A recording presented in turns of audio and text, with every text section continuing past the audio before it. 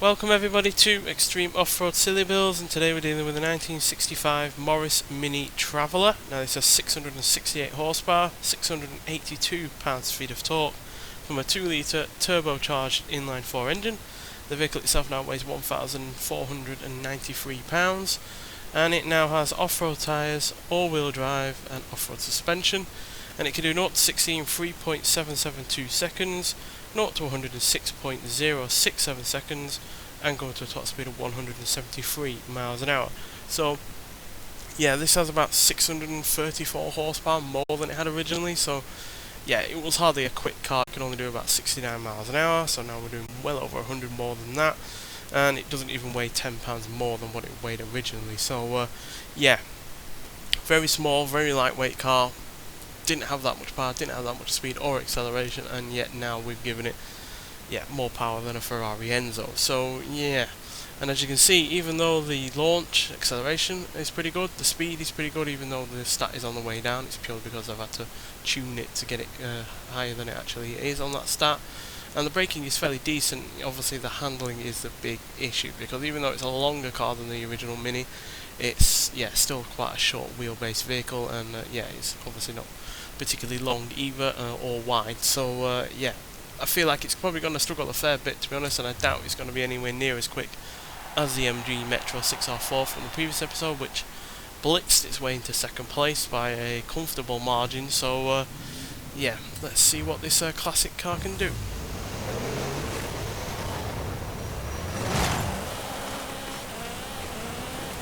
So yeah, if you haven't gathered already, this is basically an estate version of the Mini, although because Mini wasn't technically its own brand back in the day, it's called a Morris as well. So yeah, because you also had the Austin Mini, Morris Mini, basically anyone that was part of the large British Leyland Corporation could basically be called their car a Mini in some form or another.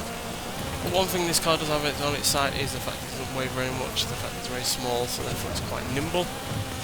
It's just a case that when things get tough or quick or anything like that, it might well start being a bit of a handful to deal with, given its short wheelbase and lack of weight and general small stature. So, but it's on a quick run right now.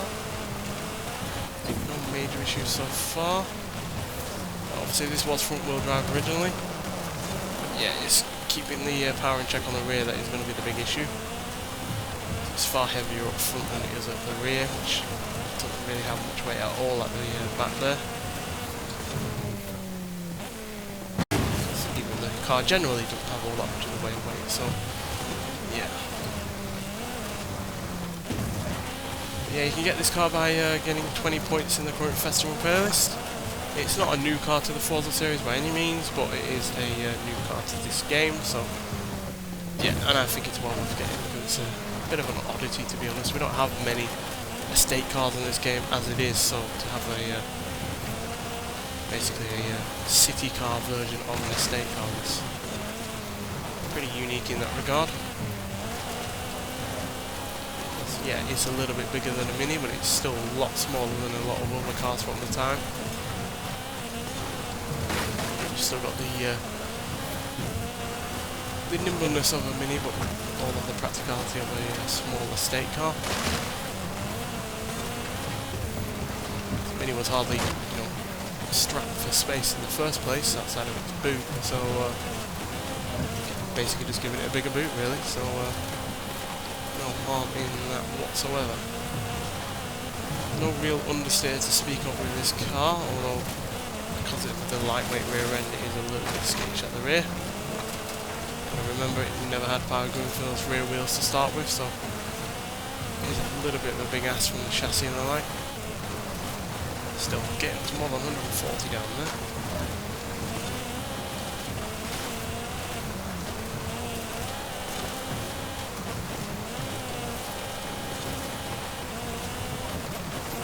Not sure which is the fastest car that we've had on this series that has used this engine, because it's quite a popular engine for small cars like this. It's only an inline 4, and yet you get nearly 700 horsepower out of it, but it is a potent engine, even if it's far from the most powerful one that we can use on this game. So there is an engine out there that has more than 1,000 horsepower in addition to this, so yeah, standard power plants in cars from electric cars have even more, so yeah, far from the most powerful engine, but it's hardly a weak one either. And yeah, even though we're far from being as quick as the MG in the previous episode, in fact we're about 18 seconds slower, that is still far from a slow time in general on this series, quite frankly, as it's yeah, been able to match the likes of, well, even beat the likes of a Ford Super Duty, as well as a Porsche Taycan Turbo S, as well as the Neo EP9 and the Subaru STI S209. The Ford and the Subaru there being vehicles that are somewhat made for going off-road. And for a more contemporary kind of car, the likes of the Toyota FJ40, which is also quicker than, but then again that car kept falling over, so, or at least fell over once, so yeah, no surprise that we're quicker than that. But we are only slightly behind a Nissan Pickup Rally Raid by about half a second or so. But yeah, obviously in comparison to any other, you know, small lightweight car like say a Mazda 323 or the Mini John Cooper Works GP or even the MG3, we are obviously far slower than those cars. But still, given, you know, it's got well over 600 horsepower over what it had originally, and it doesn't really weigh any more at all, that is still a really rather solid time. And yeah, I had no real issues with driving it. It's just a case that, yeah, perhaps it's just not quite quick enough in terms of the power it's got and the capability of its acceleration and top speed that generally hindered it. But on the whole, I had no real issues with it. So yeah, fun enough car to drive and well worth getting it in the festival playlist.